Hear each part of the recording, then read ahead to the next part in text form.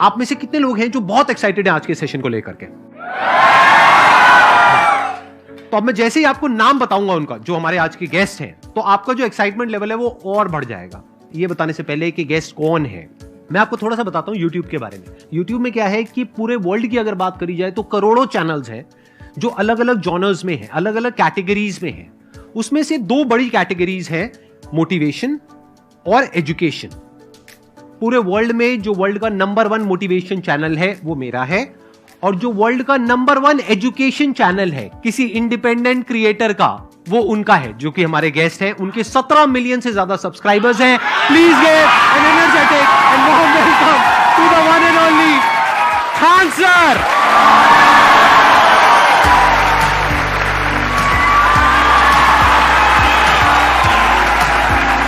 क्या हाल चाल जी, कैसे हैं आप?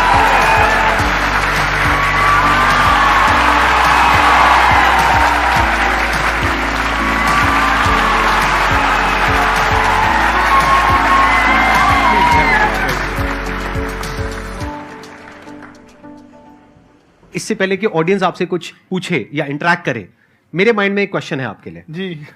जो बच्चे हैं वो आपके इतने दीवाने क्यों हैं, इतने पागल क्यों हैं आपके पीछे? मतलब मेरे कमेंट सेक्शन में भरा पड़ा था, खान सर कब आएंगे, खान सर कब आएंगे। मतलब ऐसा क्या जादू कर दिया आपने बच्चों के ऊपर? ये सवाल हम आपसे भी पूछते हैं, हमारे पे भी इतना कमेंट आया, इतना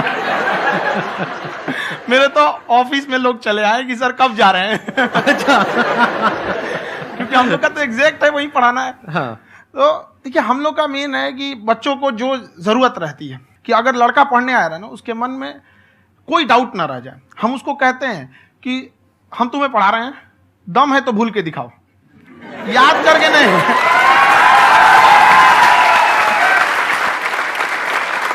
प्लस आप जिस प्राइस पॉइंट पे पढ़ा रहे हैं, आई थिंक वो सबसे कम है, वो बहुत ही कम है। सर ये जो फीस का कल्चर है, ये हमारा इंडियन कल्चर नहीं है।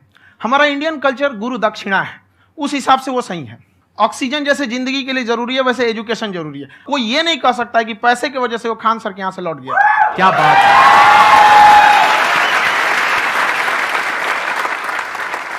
मैंने देखा कि आपका ये जो चैनल है कि ये पिछले 3 साल के अंदर अंदर ही ग्रो किया है। हमको जब चैनल शुरू हुआ तो एक दिन में हम 4-5 वीडियो बनाए। एक हमको कुछ आता, आज भी नहीं आता इतना, तो हम देख के कैमरा उमरा तो हम कंफ्यूज हो गए, बाप रे। तो हम एक ही दिन में वीडियो शूट किया, पढ़ाने वाला टॉपिक था हमको। उसके बाद कभी वीडियो नहीं, 6-7 वीडियो एक ही बार शूट कर लिए। और एक जो थे जिनका कैमरा वगैरह था, मेरे पास कैमरे भी नहीं थे उस टाइम, और कैमरा 35,000 का था। तो 6 महीना इसी में लग गया, जो 35,000 इसी में फंस जाएगा। तो उनके कैमरे से शूट किए, उन्होंने कोई चार्ज लिया। उसके बाद हम छोड़ ही दिए। लॉकडाउन लगा, तब हम कहें आप कैसे पढ़ाएंगे? वो तो 1 दिन 2 दिन करते करते अचानक लंबा हो गया। तब हमको याद आया कि ओहो, मेरा एक चैनल भी है वहाँ पे। तो उस समय उस पर लगभग 30,000 सब्सक्राइबर हो चुके थे। तो जैसे लॉकडाउन लगा तो उस पर पढ़ाना चालू किया, और पता नहीं क्या लोगों को पढ़ाई में इतना इंटरेस्ट आ गया कि आपका स्टाइल ऐसा है थोड़ा सा। आप आई थिंक पढ़ाई के साथ साथ में जो बीच बीच में आप थोड़ा बहुत छोड़ते रहते हैं ना, मतलब जो एंटरटेनमेंट चलता रहता है। ये बात हम देखिए, जब हम गुलाम थे ना, तो अंग्रेजों ने एक चाल चला था कि भारत को हम फिजिकली गुलाम रखेंगे 100-200 साल, मेंटली 1000 साल कर देंगे। उन्होंने पढ़ाई का मॉडल चेंज कर दिया। उन्होंने ऐसा डिजाइन किया कि ये टीचर की रिस्पॉन्सिबिलिटी है, वो पढ़ा के चला जाए। टीचर की रिस्पॉन्सिबिलिटी यहां खत्म नहीं हो जाती। पढ़ाना तो कोई भी पढ़ा सकता है, टीचर की इससे बड़ी रिस्पॉन्सिबिलिटी होती है उसे समझाना। वो समझा कि नहीं समझा। अगर लड़का आपके समझाने के बाद डाउट रह गया तो ये आपकी गलती है। लड़का हमसे पूछता है सर इतनी भीड़ है आपके पास, तो कहे सर डाउट कैसे पूछेंगे? हम कह रहे यार तुम्हारा डाउट बचेगा तब ना पूछेगा तुम डाउट यहाँ पे।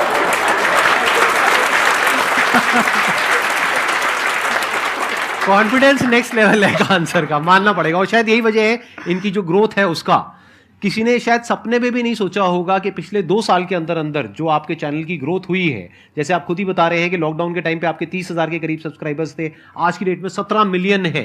और मेरा एक क्वेश्चन और है, इससे पहले कि ऑडियंस में से आपसे कोई क्वेश्चन पूछे, कि कई बार आप ऐसे भी टॉपिक्स टच करते हैं जो थोड़े से कंट्रोवर्शियल हैं या थोड़े से सेंसिटिव हैं, जिसके ऊपर बात करने की हिम्मत आई थिंक बहुत ही कम लोगों में है। तो आपको कभी ये नहीं लगता है कि कहीं ज्यादा तो नहीं हो रहा है, इसको थोड़ा रोक देते हैं, थोड़ा कम कर देते हैं? क्योंकि कोई लाइन ही नहीं है वैसे तो बोलने को, तो आप कुछ भी बोल दो, कितना भी बोल दो। हुई है कंट्रोवर्सी बहुत बार। एक्चुअली बचपन से हमको फौज में जाना था, और फौज वालों के लिए ये सब मायने नहीं रखता। उसको करना है मतलब करना है, तुम सामने कुछ भी रहो, डजंट मैटर।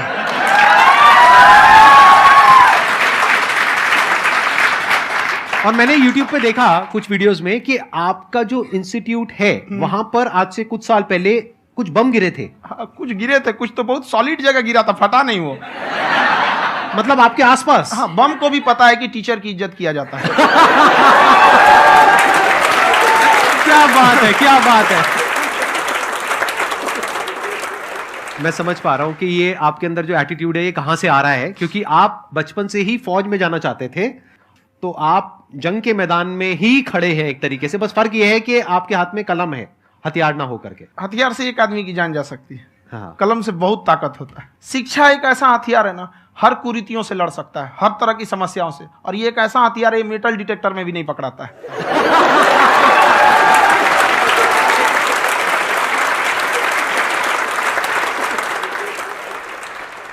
मेरा क्वेश्चन ये है कि अभी प्राइवेट ऑर्गेनाइजेशंस में पीटने का, पनिशमेंट का ये सिस्टम जो है खत्म हो गया है। हम आपके वीडियो में देखे हैं सर कि आप एक बड़ा सा रोल रखे रहते हैं, पुलिस वाला लाठी है वो, पुलिस वाला लाठी है, और स्टेज पे बुला के बच्चों को उसी से धुनाई शुरू कर देते हैं मस्त एकदम से, है ना। तो सर मतलब कि बच्चे मतलब कि डरते नहीं है आपसे, और इस तरीके से कैसे कनेक्टेड हैं आपसे, है ना। और एक और क्वेश्चन सर, यूपीएससी का जो आप अपना बैच स्टार्ट करने वाले हैं, ठीक है, उसके बारे में बताइए सर, क्योंकि मुझे मतलब कुछ इशू करना है सर, ठीक है। और संदीप सर को देख लिए, मेरा तो वैसे ही हो जाना है।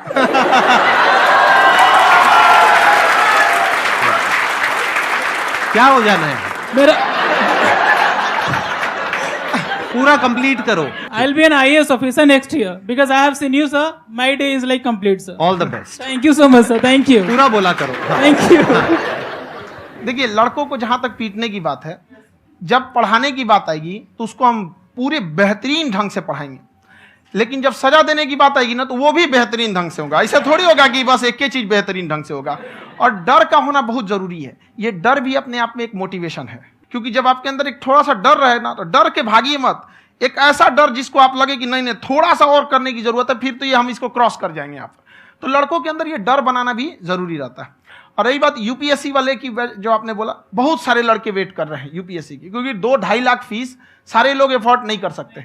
और हमारा वही रहता है, हम तो ज्यादातर हमारे स्टूडेंट देखेंगे तो किसी के रिक्शा वाला, सब्जी वाला, यही लोग, इनको तो 2.5 लाख रुपया, इनके पास पूरी संपत्ति नहीं होती है, फीस कहाँ से भरेंगे वहां पे, उसके बाद रहेंगे कहाँ से। तो ऑल ओवर इंडिया से, कश्मीर से कन्याकुमारी तक, गरीब से गरीब भी लड़का उसको पढ़ सकता है। यही कुछ 1000 रुपये मंथली, 12-14 हजार साल का पड़ेगा, खत्म हो जाएगा इतना में।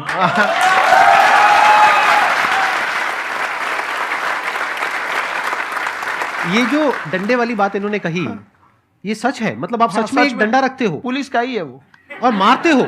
हाँ, कि मतलब अगर कोई लड़की छेड़ता है या ऐसा कोई भी उल्टा पुल्टा काम पढ़ाई करता लिखाई है, कुछ भी गलती करेंगे तो पिटाएंगे वो। यहाँ पे कैमरे पे ऑन कैमरा जैसा भी रहे, कुछ भी पिटाना तो उनको फिक्स है। एक तो कोई मतलब विधायक जी थे, उनके लड़का को पीट दिए, तो चला दल बल लेके अपना वहां पे। उसने घर पे नहीं बताया था कि सर ने पीटा है, बस बोल दिया कोचिंग में पीटा है। बाद में पता चला हम पीटे हैं, तो उसके पिताजी मेरे सामने और पीटे।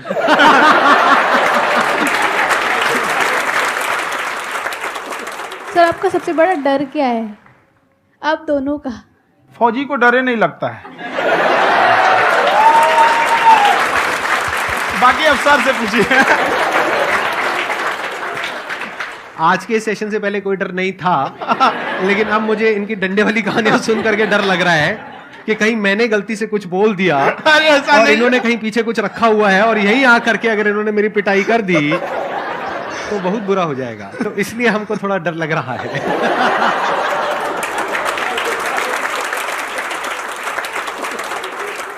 आपकी डेली कितने घंटे क्लासेस होती हैं? 6-7 घंटे। अभी भी खुद ही करते हो आप? हाँ, हमारे स्टाफ परेशान रहते हैं। हम 1:30-2 बजे सोते हैं, सुबह 6 बजे उठ जाते हैं, परेशान रहते हैं। अरे इतना क्यों करते हो, है ना? कभी उनको भी साथ साथ लगना पड़ता है ना? उनको साथ साथ लगना पड़ता है। हम जग गए तो कोई सोया थोड़ी रहेगा, परेशान रहते। दिन में सोते ही नहीं है, बेचारा कहीं कहीं जाके सोते रहता है। हम सीट बांध दिए कि भाई तुम इस समय सो जाना, तुम इधर सो जाना। आपकी शादी हो गई है? नहीं हुई है अभी? मेरी खुशहाली देख के आप आइडिया लगा सकते हैं।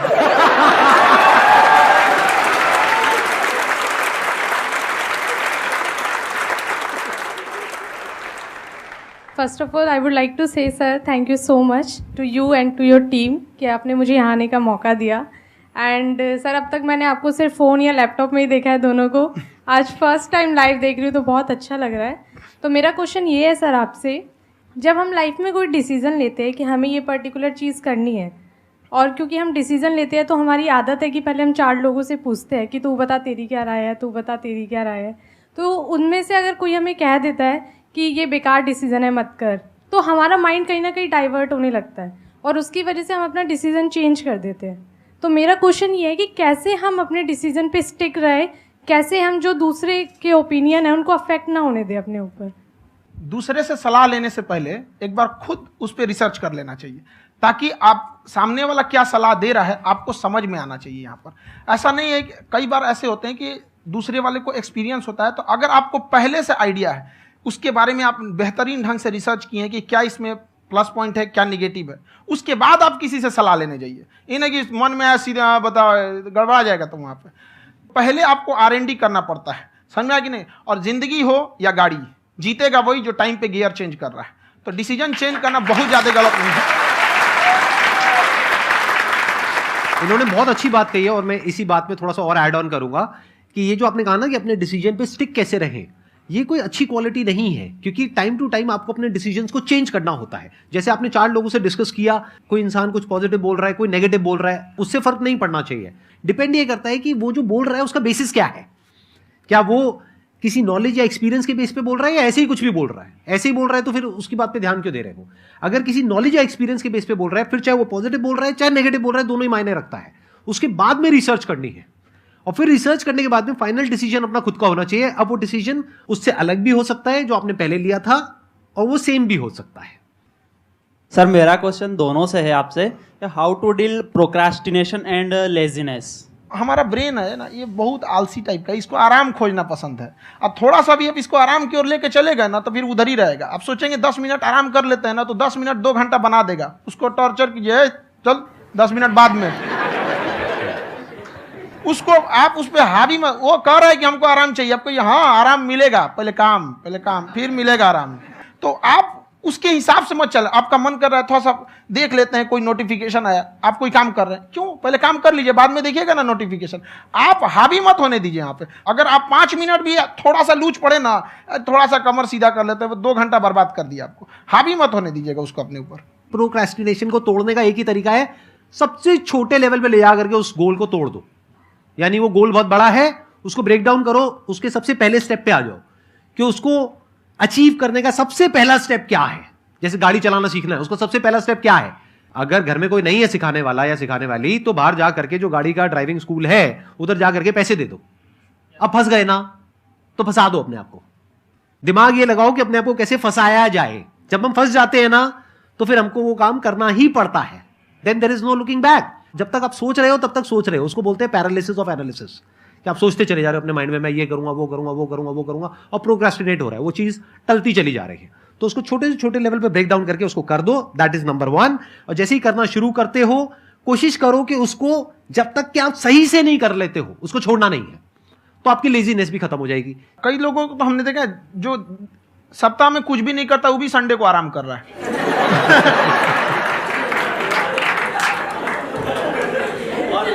वैसे कहा भी जाता है कि अगर कोई काम आपको करवाना है ना तो ऐसे किसी इंसान को दो जो बिजी है। हाँ। ऐसे आदमी को मत दो जो खाली है। ये परफेक्ट एग्जाम। किसी को भी आप देखिएगा जिसको आप कहते हैं कि मतलब थोड़ा ठीक ठाक आप समझते हैं कि नहीं ये बहुत आगे निकल, वो एक काम को खत्म करने के बाद कभी आराम नहीं करेगा। एक काम खत्म हुआ उसको लगेगा हाँ एक खत्म हो गया, अब दूसरा करना चाहिए। और वही जिसको देखिएगा एक खत्म हो गया और आराम करना चाहिए, कभी नहीं, लाइफ में आखिरी सांस तक। सर यहाँ पे सब हिंदी में पूछते हैं, इंग्लिश में पूछते हैं, मैं भोजपुरी में पूछूं? जौन भाषा ठीक लगे तोने में पूछ दो। हाँ सर। सर ये पूछे के चाहते नहीं कि जैसे हमने के पढ़ाई करे नहीं सर, तो कभी कभी डेली टारगेट्स जो होला वो कंप्लीट ना होला। अगर टारगेट्स कंप्लीट भी होला तो फिर ऐसा इरिटेशन या फिर वो एंजाइटी या फिर कि और करना है या फिर अभी नहीं हुआ, वो चीज़ हमेशा रहेला। तो वो कम कैसे करल जाए? देखिए टारगेट्स को ना हम लोग को एक अपने हिसाब से पहले फिट करना चाहिए।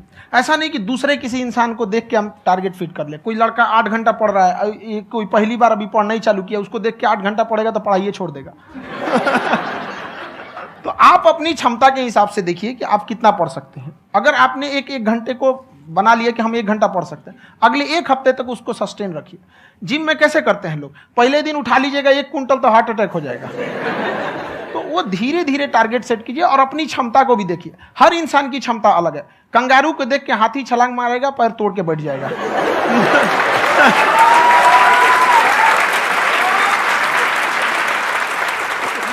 अब संदीप सर का मोटिवेशन देख के इसका मतलब क्या कि ट्रेन के आगे खड़ा हो जाएंगे, ढकेल देंगे तुमको। हालांकि ऐसा कर देते हैं, लेकिन ऐसा करिएगा लोग नहीं, क्षमता पता होना चाहिए। आपके अंदर एंजाइटी हो रही है कि मैंने कर तो लिया है, आप ये नहीं कह रहे कि मैंने कुछ भी नहीं किया है फिर मेरे को एंजाइटी हो रही है, आप ये कह रहे हो मैंने काफी कुछ कर लिया है फिर भी एंजाइटी हो रही है कि कहीं कुछ छूट तो नहीं गया है। तो बेसिकली आपको ये देखना है कि अगर आपके अंदर ये एंजाइटी हो रही है, that means you are a very good student, आप एक अच्छे स्टूडेंट हो। क्यों? क्योंकि बहुत सारे स्टूडेंट्स तो ऐसे हैं उनको पढ़ने के नाम से एंजाइटी होती है। तो आपको एंजाइटी हो रही है कि मैंने पढ़ लिया, दिन में मानो 8 घंटे का आपने टारगेट सेट किया और 6 घंटे पढ़ लिया, या मान लो 8 घंटे भी पढ़ लिया, फिर भी एंजाइटी हो रही है कि मैंने 10 घंटे नहीं पढ़ा। तो ये तो अच्छी क्वालिटी है ना, ये तो एक ब्रिलियंट स्टूडेंट की क्वालिटी है, क्योंकि एंजाइटी उसी को होती है जो केयर करता है, जिसको परवाह है, उसी की तो एंजाइटी होती है। जैसे माँ को अपने बच्चे की, जैसे एक माँ को अपने बच्चे को लेकर के एंजाइटी होती है। हंस लो मजाक उड़ा लो मेरा। कोई बात नहीं, एडिट कर देंगे इसको हम। हाँ।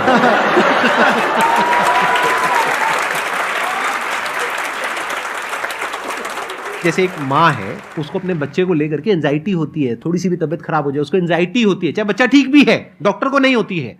क्यों? क्योंकि माँ को उस बच्चे से प्यार है। तो दैट मीन्स कि आप अपनी पढ़ाई को लेकर के सीरियस हो, इस वजह से आपके अंदर एंजाइटी हो रही है, विच इज नॉर्मल।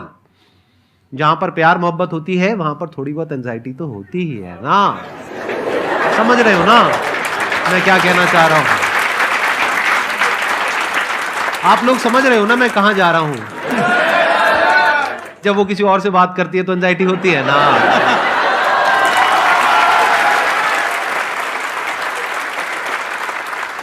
सर, आपकी स्टोरी हमने सुनी थी, तो एक टाइम आया था जब आप गंगा किनारे जाके बैठ गए थे, उस समय आपको कुछ समझ नहीं आ रहा था। तो उस समय मतलब आपने ये डिसीजन कैसे लिया कि अब आगे नहीं, यहाँ से वापस जाना है? रास्ता ही नहीं था। घर जाने के लिए एटलीस्ट 90 रुपए चाहिए थे, जेब में 40 रुपए थे, कैसे घर जाते हैं? और हम गंगा के किनारे चुपचाप बैठे बैठे हम कहें कि अब बहुत टेंशन हो गया, अब घर जाना चाहिए। रूम पे तो किराए के रूम पे ही आदमी सारे लोग रहते, गए वहाँ पे तो रूम लॉक हो गया था। तुम खटखटाए तो ऊपर से गुस्सा से बोले जो ऑनर थे, क्या टाइम हो गया है? तुम कहीं 9-10 बज रहा होगा, घड़ी देखिए तो 2 बज रहा था, रात का 2-2:30 बज गया था वहाँ। टेंशन में आप तो होता है, कई बार ऐसा समय आएगा कि लगेगा जैसे अब कुछ नहीं हो सकता है। तो इससे घबराना नहीं है, कभी कभी गुच्छे की आखिरी चाबी भी ताला खोल देती है।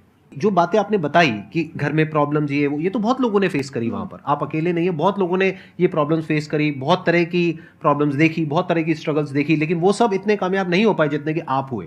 तो आपके अंदर ऐसा कुछ ना कुछ है जो औरों के अंदर नहीं है। तो वो मैं जानना चाह रहा हूं कि वो ऐसा क्या था जहां से कि आपका दिमाग यहां तक सोच पा रहा है कि मैं पूरे इंडिया में इतने बड़े लेवल का चेंज लेकर के आ सकता हूं, एजुकेशन फील्ड में रेवोल्यूशन लेकर के आ सकता हूं। ये सोचना ही बहुत लोगों के बस का नहीं है। मेरी एक खुद की थिंकिंग, अगर हमको कोई 100 रुपए किसी काम के लिए दिया, हम सबसे यही कहते हैं, तो हम कोशिश करते हैं उसे 200 का रिटर्न दे।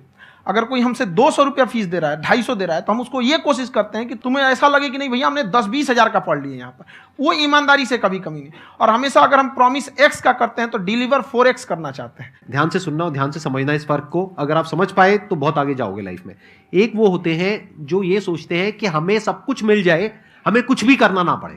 दूसरी कैटेगरी होती है लोगों की जिनको जितना मिलता है उसमें भी चोरी चकारी करते हैं या कोशिश करते हैं कि उससे कम दे सामने वाले को जितना कि हमें मिल रहा है। तीसरी कैटेगरी होती है लोगों की, जो इनके जैसे लोग होते हैं, वो क्या करते हैं, वो ये सोचते हैं कि अगर मैंने किसी से 1 रुपए भी लिया, देखा जाए तो 200-250 रुपए कुछ भी नहीं होता है, 200-250 रुपए अगर मैंने लिया तो कैसे उसको 400 रुपए की वैल्यू दूं। ये जो थिंकिंग है ना, यही एक फर्क होता है एक ऐसे इंसान में जो बहुत आगे निकल जाता है और उस इंसान में जो मीडियोकर रह जाता है। आप अपने आप को अपने आप के ऊपर समय दीजिए, उसको डेवलप कीजिए। जब आप अपने आप के ऊपर खर्च करते हैं तो आने वाले समय में लोग गूगल पे आपको सर्च करते हैं। क्या बात है सर, ये आपने अभी बनाया है या ये कोई पुराना आपका वो है? बनते रहता है, इसे फ्लो में बन जाता है। आपके अंदर ना सर एक कवि छुपा हुआ है कहीं ना कहीं जो बाहर आना चाहता है। कभी ना कभी आपने सोचा होगा कुछ? हाँ, कभी कभी देखिए, एक चीज है, संगत का बहुत अच्छा असर पड़ता है। ये चीज को हमेशा, संगति का मतलब लोग हल्के में ले लेते हैं। संगति का मतलब होता है संग संग गति। तो अच्छे लोग के साथ रहेंगे तो संग संग अच्छी गति होती जाएगी, खराब में रहेंगे तो ये भी होता है। बट अपने आप को थोड़ा सोचना चाहिए कि हम केवल जी के मर जाएं इसके लिए नहीं आए हैं। लोग कहते हैं कि सर नाम क्यों नहीं बताते अपना। हमारी एक ही सोच है कि जाने के बाद इस दुनिया से हमको मतलब एक चीज देना चाहते हैं स्टूडेंट्स को, कि वो याद करें कि इस पैसे की भाग दौड़ की दुनिया में हर कोई दोनों हाथ से लूटने में लगा है, खाली हाथ जाने के लिए ये सबको लगा है। तो हर कोई को ये सोचना चाहिए कि था कोई इंसान जो इतने कम फीस में इतनी शिक्षा जो महंगी थी, जो कमाने का रास्ता था, उसको भी एकदम कंपटीशन इतना कर दिया कि अब लोगों को अपनी फीस बढ़ाने में डर लगता है कि अरे यार, लड़का कमेंट करता है कि खान सर इतना ले रहे हैं, आप बहुत बड़ा टीचर हो गए।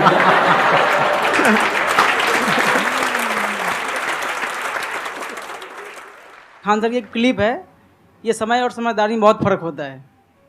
अगर समय रहते समझदारी आ गई तो इंसान कामयाब हो गया, लेकिन अगर समय चला गया फिर समझदारी आई फिर तो बेकार है।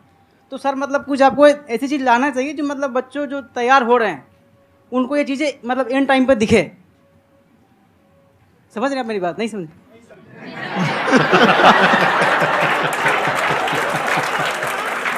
यही होता है सर का मोटिवेशन ज्यादा हो जाता है।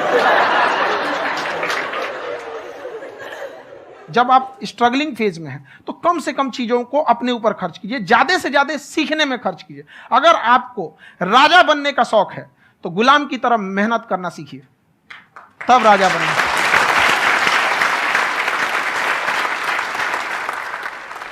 ये दुख, ये दर्द, ये सब तेरे अंदर है। तू अपने बनाए इस पिंजड़े से बाहर निकल के देख, तू अपने आप में एक सिकंदर है।